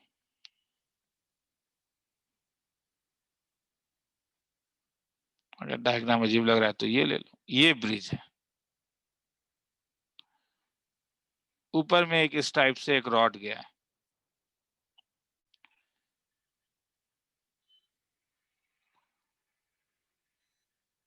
ये लो, ये लो और ये लो. ये लेंथ कितना है? 30. ये लेंथ कितना है?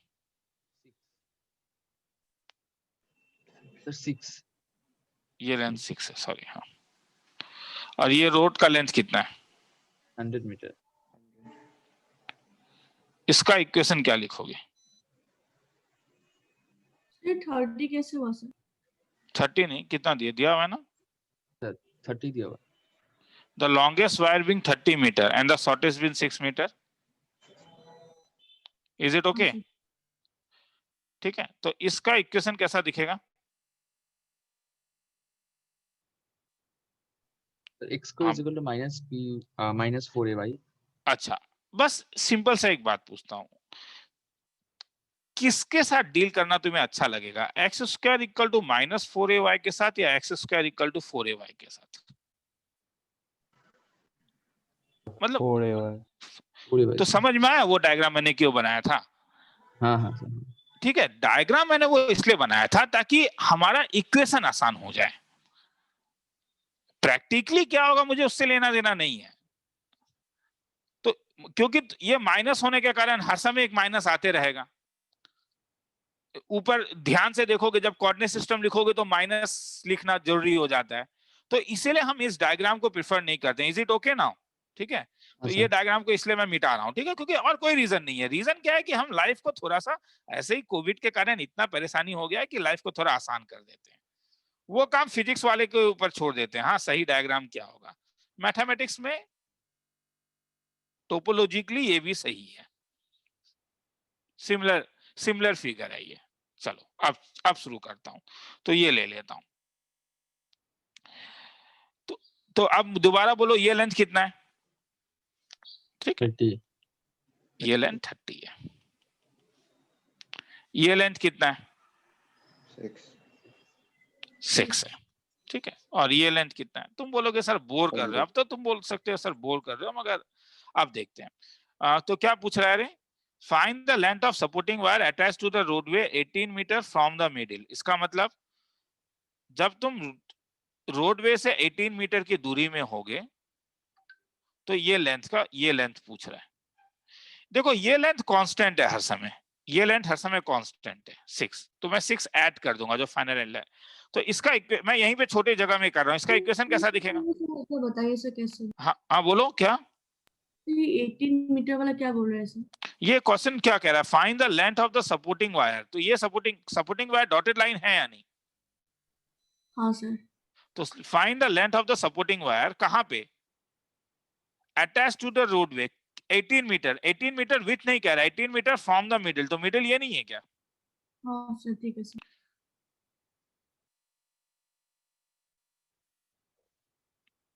रुक जा रुक जा रुक जा रुक जा रुक जा। Find the length of the supporting wire attach to the roadway 18 metre from the, हाँ तो यही तो 18 फ्रॉम द मिडिल। तो मिडिल से 18 में ये वाला इसका लेंथ क्या होगा? तो अब मुझे बोलो इक्वेशन ऑफ पैराबोला कैसा दिखेगा? x square is equal to 4ay। X square equal to 4ay। क्या कोई पॉइंट जानते हो? एकदम रिलैक्स होके देखो। हाँ सर। अगर ये 6 है तो ये लेंथ कितना हो गया? 36। नहीं 24। ये हाँ। पूरा 30 है। हाँ हाँ ठीक है सर। ठीक है, ये 24। तो ये पॉइंट कितना हो गया? ये 100 मतलब ये 50 और ये 50 है। 24। तो ए पॉइंट कितना मिला? ए पॉइंट मिला तुम्हें 24, सॉरी 50, 24। तो अब क्या होगा? A 50, 24 lies on x square equal to 4ay। तो इसका मतलब x square is equal to 2500 is equal to 4a into 24। चलो इसे नंबर 1। अब मैं ए नहीं निकाला हूं, कुछ अलग काम करूंगा। देखो ये कैसा दिखेगा।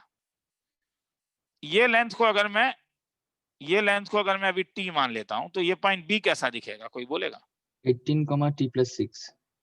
नहीं 18, t दिखेगा अभी। मैं t यहां तक ले रहा हूं हाँ हाँ हाँ। क्योंकि मैंने इससे ओरिजिन लिया है। हाँ y। तो b कैसा दिखा? b दिखा 18, t लाइज ऑन पैराबोला। तो क्या होगा? Lies on parabola. तो इसका मतलब 18 स्क्वायर। तो 324 इज इक्वल टू 480। अब t हटाना है तो a क्यों निकालूं? डायरेक्टली 1 डिवाइडेड बाय 2 कर सकता हूं।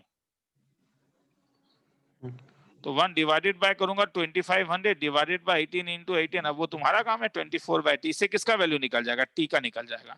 तो t निकल गया तो लेंथ ऑफ द रोप क्या होगा? t या t + 6? plus 6। तो t + 6। अब समझ में आया? तो इसमें माइनस नहीं लेने से क्या फायदा हुआ? सम बड़े आसानी से बन गया। ठीक है, और कोई रीजन नहीं है। वरना वो लॉजिक जो तो तुम्हारा है वो लॉजिक एकदम सही है कि सर चीजें तो उल्टा होना चाहिए था। किसी को लिखना है तो लिख लो। सर फिर से एक बार समझा दीजिए ना सर पूरा। ये लेंथ कितना है? पहले मैं सबसे पहले कह रहा हूं कि दिमाग से प्रिजुडाइज निकाल लो कि मिसलेनियस का समय इसलिए नहीं हो पाएगा। मैं सीरियसली कह रहा हूं, सबसे पहले वो चीज को दिमाग से निकालो। और जब मैं तुमसे पूछ रहा हूं तो उस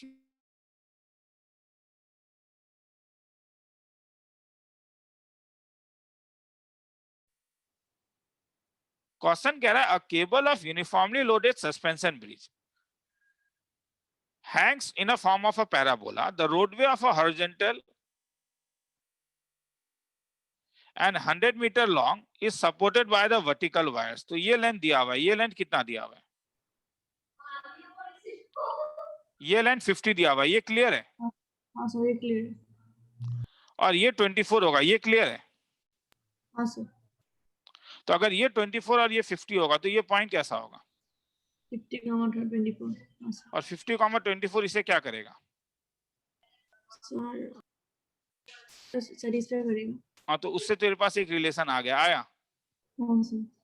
अब क्या पूछ रहा है कि जब 18 दूरी में उसका हाइट कितना होगा? तो ये अगर मैं 18 ले लेता हूं और ये अगर मैं t ले लेता हूं तो ये पॉइंट कैसा दिखेगा? 18, t और 18, t भी इस पैराबोला को क्या करेगा? सेटिस्फाई करेगा। तो उससे भी एक कंडीशन आ गया। हाँ सर। अब मैं अगर दोनों को डिवाइड कर दूं तो a कैंसिल हो जाएगा या नहीं? हाँ सर हो जाएगा। तो इससे किसका वैल्यू आ जाएगा? ठीक है। और एक बार t हाँ आ गया सर। तो लेंथ ऑफ द रोप क्या हो जाएगा? t + 6। हाँ सर। ठीक है, किसी को लिखना है तो लिख लो। सम लिखने का जरूरत नहीं है। हाँ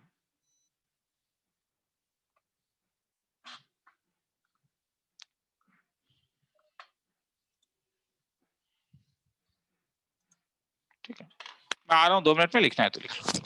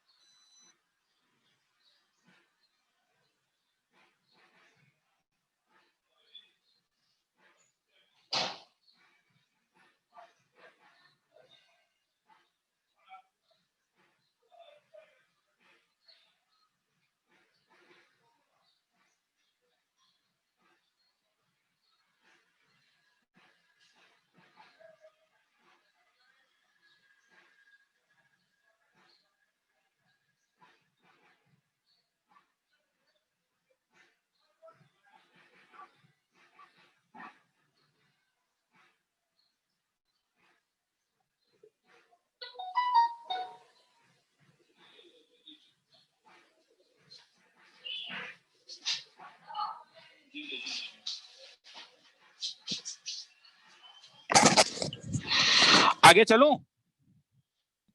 Yes, sir. ठीक है, चलो एक सम हाथ से लिखो। जानते हो एक ये भी होता है, लंबा समय लिखोगे तो बोर हो जाओगे कि क्या लिखोगे। जब हम ऐसे करके लिखते हैं ना अपने हाथ से सम को, तो ब्रेन ज्यादा अच्छा फील करता है। A man running a race course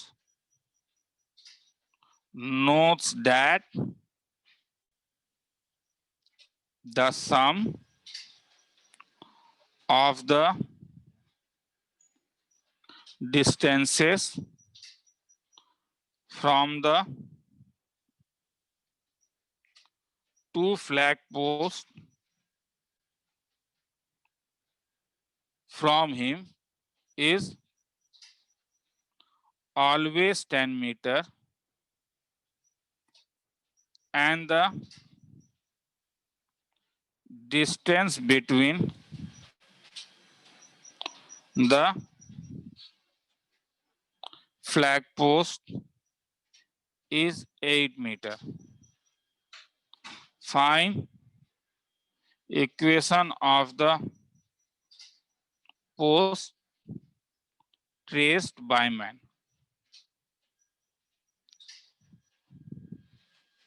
equation of the post क्या होगा? Equation of the race track होगा। चलो लिखो, अब लिखो। A man running a race course notes that sum number 7 है, the sum of the distances from the two flag post from him is always 10 metre and the distance between the flag post is 8 metre. Find equation traced by the man. Ellipse होगा। हाँ ellipse ही होगा, question ही वो कह रहा है। अब उसका equation मगर निकालना है।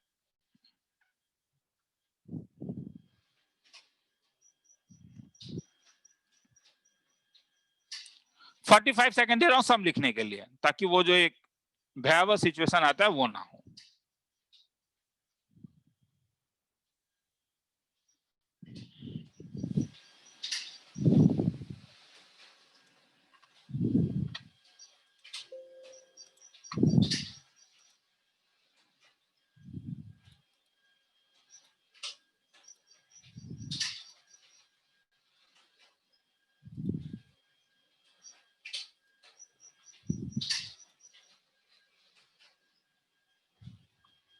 चलो चलो आगे। A man running a race course, क्या बोल रहा है? एक आदमी भाग रहा है। कैसे भाग रहा है? वो आदमी उस टाइप से भाग रहा है, the sum of distances from the two flag post, दो फ्लैग पोस्ट है, एक F1 और एक F2। वो इस टाइप से भाग रहा है कि कह रहा है कि वो F1 और F2 का उसका डिस्टेंस हर समय सेम है। ये क्या रिप्रेजेंट करता था, कुछ याद है? Two flag post from is always 10 metre. तो sum is constant, sum is constant क्या रिप्रेजेंट करता है बोलो? Ellipse. Ellipse. Difference is constant क्या रिप्रेजेंट करता है? हाइपरबोला। हाइपरबोला। अगर ये कांस्टेंट सम किसी के इक्वल होता था तो ट्वाइस ए के इक्वल होता था, मतलब ए का वैल्यू 5 आ गया। और कुछ दिया हुआ है क्या इंफॉर्मेशन? देखो, डिस्टेंस बिटवीन फ्लैग पोस्ट, क्या ये सी का वैल्यू नहीं था इससे? हाँ सर। F1 F2 का जो डिस्टेंस था वही तो ट्वाइस सी था, तो ट्वाइस सी 8 है, मतलब A का वैल्यू 4, C का वैल्यू 4। तो अगर C का वैल्यू 4 तो फॉर्मूला क्या था रे? B square equal to A square minus C square, तो B स्क्वायर का वैल्यू 9। तो इक्वेशन कैसा दिखेगा? Equation of race course x square by A square plus y square by B square equal to 1। तो hence x square by 25 plus y square by 9 equal to 1। खेला खत्म। लिखना है तो लिख लो, आगे चलेंगे।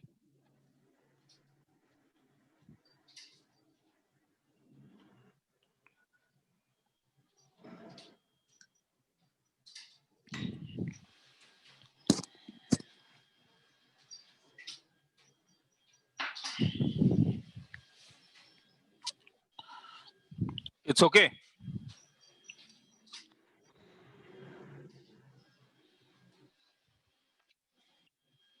एक मिनट का टाइम दे रहा हूं, लिखना है तो लिख लो। Yes, sir.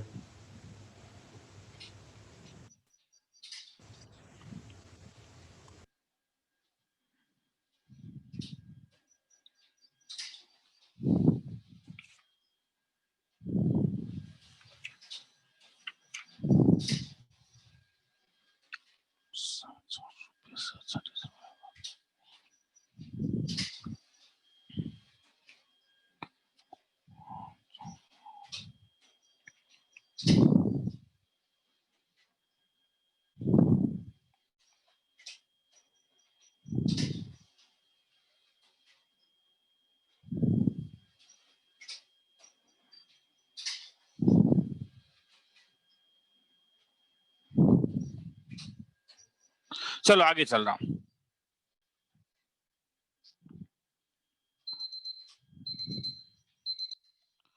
A rod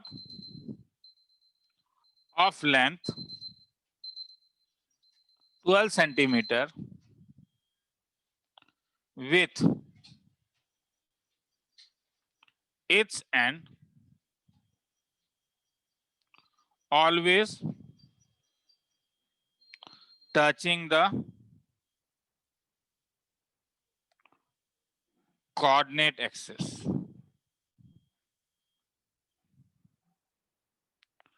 Determine the equation of locus of point P on the rod which is touching, which is 3 centimeter from a rod of length 12 centimeter, ऊपर कुछ है रे, moves with its ends always touching the coordinate axis 3 centimeter from the end in contact with x axis. सम को लिख लोगे क्या? थोड़ा लंबा समय टाइम दे रहा हूं लिखने के लिए। कॉन्टैक्ट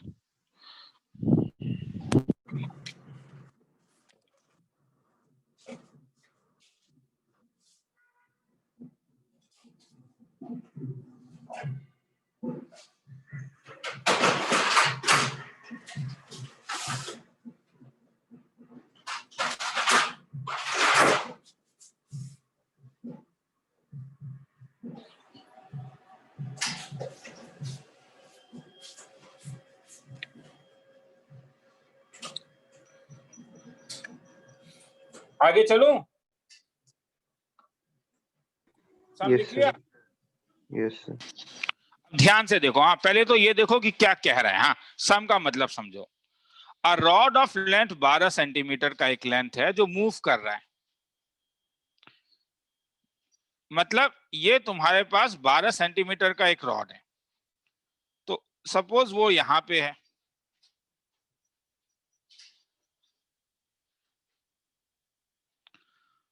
तब ये पॉइंट P है जो 3 सेंटीमीटर का है, 3 सेंटीमीटर। अब धीरे धीरे ये रॉड तो नीचे गिरते जाएगा ना, मूव कर रहा है, मतलब ये एक टाइम के बाद रॉड ऐसा भी हो जाएगा, ये ए हो गया, ये बी हो गया। अब पी पॉइंट यहां पे आ जाएगा, ये 3 सेंटीमीटर। एक टाइम में रॉड ऐसा भी हो सकता है कि एकदम ऊपर में हो, ये ए बी, तब ये पी है 3 सेंटीमीटर। तो ये पी जो मूव कर रहा है इसका इक्वेशन चाहिए, पी कैसे मूव कर रहा है। सपोज एक बार रॉड ऐसा ले लोगे, ठीक है, तो पी यहां पे है, तो मुझे इसका इक्वेशन चाहिए, पी मूव कैसे कर रहा है। तो एक रॉड है, वो रॉड धीरे धीरे गिर रहा है, जैसे ये मेरे पास एक रॉड है और ये रॉड धीरे धीरे गिर रहा है। अगर ये धीरे धीरे गिर रहा है तो एक पॉइंट होगा पी, ये वाला पॉइंट, तो ये वाला पॉइंट भी नीचे की ओर जा रहा है, ये पॉइंट, तो ये पॉइंट का इक्वेशन चाहिए। तो अननेसेसरी ऐसा हॉच पॉच वाला डायग्राम ड्रॉ करने का जरूरत नहीं होता है। हम लोग क्या करते हैं ऐसे सम में, केवल एक सिंगल डायग्राम बना के इक्वेशन निकाल लेते हैं। तो पहले सम मुझे एक बार करने दो, फिर डाउट होगा तो पूछना। हाँ, अभी कुछ डाउट्स हो सकते हैं, दिमाग में आना शुरू हो चुका होगा कि सपोज ये मेरा रॉड है और ये P मेरा एक वेरिएबल पॉइंट है जिसको मैं H कॉमा K ले लेता हूं। ये मेरे लिए 3 सेंटीमीटर है। ये पॉइंट A ले लेता हूं, ये पॉइंट B ले लेता हूं। A का लेंथ A कॉमा 0 ले लेता हूं क्योंकि ये x एक्सिस में लाई कर रहा है। B को 0 कॉमा B ले लेता हूं, तो ये वाला टोटल 12 होने के कारण ये मेरे पास 9 सेंटीमीटर हो गया। मुझे H और K के बीच में एक रिलेशन निकालना है। क्या मुझे A और B के बीच में एक रिलेशन पता है? मुझे AB का लेंथ पता है, गिवन AB का लेंथ मुझे पता है 12। तो मुझे कोई बोलेगा स्मॉल a स्मॉल b के बीच में कोई रिलेशन पता है? पाइथागोरस, सर हाँ इन ट्रायंगल OAB क्या लिख सकते हो? a square plus b square equal to 144। 144। तुम्हें रिलेशन किसके बीच में चाहिए? H और K के बीच में, क्योंकि इक्वेशन किसका चाहिए तुम्हें? Find the equation of locus of point P। मतलब ये पॉइंट P कैसे मूव कर रहा है, इसका मतलब तुम्हें H और K के बीच में रिलेशन चाहिए। अब तुम ये बोलो कि H कॉमा K और ये जो दो ब्लू रंग का जो है, ये जो दो ब्लू रंग, ये ब्लू रंग का जो कोऑर्डिनेट है, इसके बीच में कोई रिलेशन निकाल सकते हो? 9 और 3 सेक्शन फार्मूला नाम का कुछ चीज से। हाँ सर, क्लास 10th में जाओ, क्या क्या बोल रहा है? तो P AB को किस रेशो में डिवाइड कर रहा है, इसका मतलब 3/1। तो तुम्हें H और K के बीच में रिलेशन चाहिए, तो PH comma K divides AB इन 1:3 रेशियो। तो H का वैल्यू क्या आएगा? H आ जाएगा तुम्हारे पास 1:3 का रेशियो है ये, तो 3A प्लस 1 इंटू 0/3 प्लस 1 और K फिर से मैं कुछ पूछूंगा अभी। हाँ, तो अगर बोलोगे तो अच्छा है, मैं जो बोल रहा हूं अभी केवल वही सोचो। हाँ, तुम्हें किसके बारे में रिलेशन पता है? रिलेशन A और किसके B, बारे में पता है? A और A B और के B, बारे में। और तुम्हें किसके बीच में रिलेशन चाहिए? H and K। H and K। तो क्या आ गया आंसर? ध्यान से देखो, A को तुम लिख सकते हो 4H/3, B को तुम लिख सकते हो 4K। तो ये नंबर 2 ले लेता हूं, ये नंबर 3 ले लेता हूं, तो फ्रॉम 2 and 3 क्या बोल सकता हूं, बोलोगे? 16h²/9। From 2 and 3 A square plus B square equal to 144। A के बदले में वैल्यू डालता हूं, कितना मिला? 16H²/9 प्लस B के बदले क्या लिख सकते हो? 16K² इक्वल टू कितना? 144। तो हैंस आंसर क्या निकला तुम्हारे पास? वो तो करके डिवाइड करके देख लेना, 9 जो भी निकला तुम्हारा लोकस। अब बोलोगा तो मगर तुम एनसीईआरटी के पीछे आंसर देखोगे तो एच के टर्म में नहीं होगा। नॉर्मली लोकस के लिए क्या करते हैं, हम H कॉमा K को रिप्लेस कर देते हैं X कॉमा Y से। ये मैं ये नहीं कह रहा हूं ये आंसर में गलत है अगर ऐसा लिखोगे तो, मगर पीछे जब आंसर देखोगे तो तुम्हें ऐसा दिखेगा। तो तुम कह सकते थे सर आप स्टार्टिंग में ही क्यों नहीं X और Y से शुरू किए? बोर्ड लेवल में शुरू कर सकते हो, प्रॉब्लम नहीं है, क्योंकि बोर्ड लेवल में लोकस का यही एक इकलौता सम है। एंट्रेंस लेवल में थोड़ा प्रॉब्लम होता है, बोर्ड में तो चलता है। ठीक है, लिखना है तो लिख लो। मुझे बोल क्या क्या क्या बोलना है, मुझसे पूछते जा, मैं बताते जाऊंगा। सर एक बार फिर से एक्सप्लेन कर दीजिए सर। सबसे पहले सम को एक बार पढ़ के देखो सब लोग, मैं दोबारा कह रहा हूं।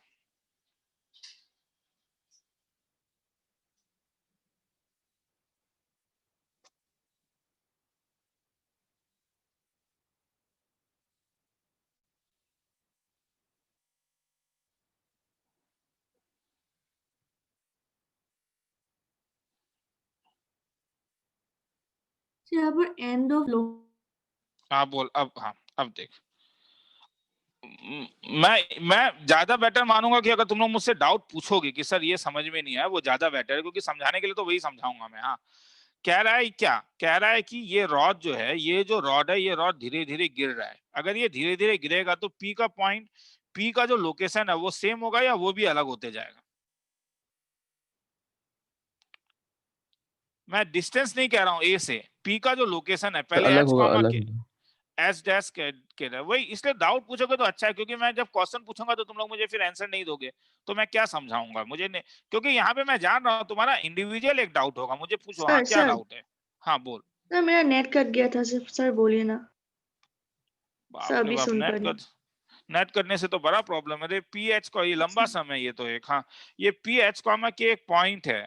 क्वेश्चन कह रहा है कि एच और के बीच में तुम्हें वेरी, एच जैसे जैसे एच और के वेरी करेगा, एक इक्वेशन रिप्रेजेंट करना होगा। एक बार सॉल्यूशन करके देख ले, वरना वीडियो देख ले यार, वो 5 मिनट 6 मिनट वाला सर केस है। सर आप मैंने आपको फिर से एक्सप्लेन कर सर मैंने एक बार सुना था सर। अच्छा तो ये मेरा, अच्छा तो मेरा कहना है कि अगर ए बी मेरे पास एक रॉड है और P अगर ये पॉइंट है, तो मैं जैसे रॉड जैसे जैसे मेरा नीचे गिरते जाएगा, तो P वाला जो पॉइंट है उसका भी पोजीशन चेंज होगा, हाँ या ना? हाँ सर। तो मुझे वो इक्वेशन चाहिए जो वो सेटिस्फाई करेगा। P किसी एक इक्वेशन को सेटिस्फाई करेगा, P हाँ किसी सर। एक कर्व में लाई करेगा। तो इंफॉर्मेशन क्या दिया हुआ है, रॉड का लेंथ कितना है? 12।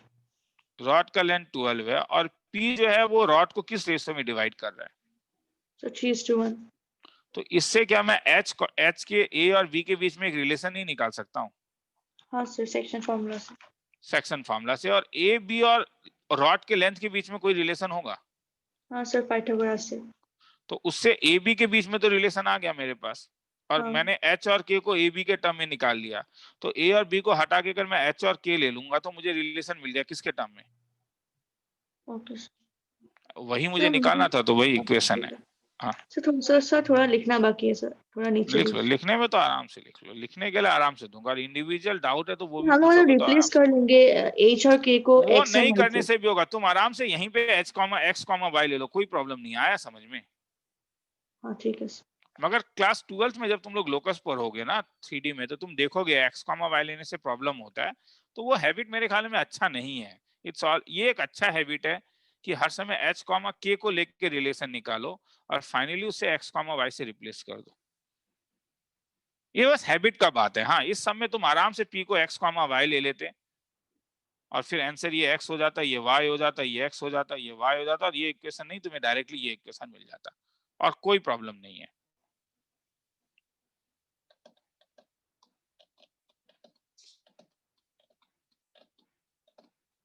ठीक है,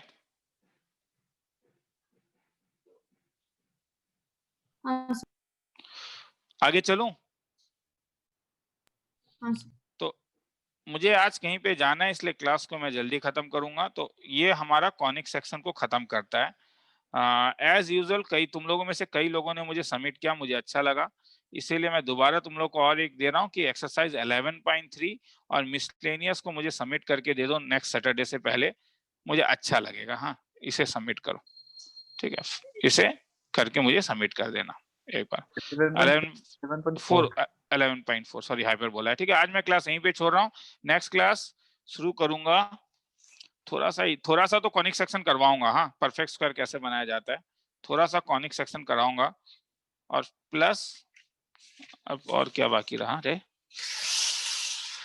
उस किसी के स्कूल में 3D हो गया है? किसी के स्कूल में 3D हुआ है? नहीं सर। चलो 3D छोटा टॉपिक है, तो नेक्स्ट क्लास में कॉनिक सेक्शन और 3 डायमेंशनल ज्योमेट्री। हाँ, थोड़ा सा एक चीज तुम लोग को बोल दूं, हाँ, conic section 3 dimensional geometry zoom class में करवा दूंगा, उसके बाद प्रोबेबिलिटी जूम क्लास में करवा दूंगा। मगर एक चीज मैं जूम क्लास में नहीं कराऊंगा, उसका नाम स्टैटिस्टिक्स है। हाँ, स्टैटिस्टिक्स का मैं वीडियो अपलोड करूंगा ब्लैक बोर्ड में लिख के, क्योंकि स्टैटिस्टिक्स में तुम जानते हो लंबा लंबा टेबल होता है, उसे जूम क्लास में कराना ऑलमोस्ट इम्पॉसिबल जैसा बात होगा, बोर भी हो जाओगे। तो इसलिए तो मेरे ख्याल में और 3 क्लास के अंदर लाइव क्लास का कोर्स खत्म हो जाएगा। ठीक है, ऐसा फील हो रहा है मुझे। चलो ठीक है, आज मैं क्लास यहीं पे खत्म करता हूँ, ठीक है, मुझे कहीं पे निकलना आउटिंग में। Bye sir.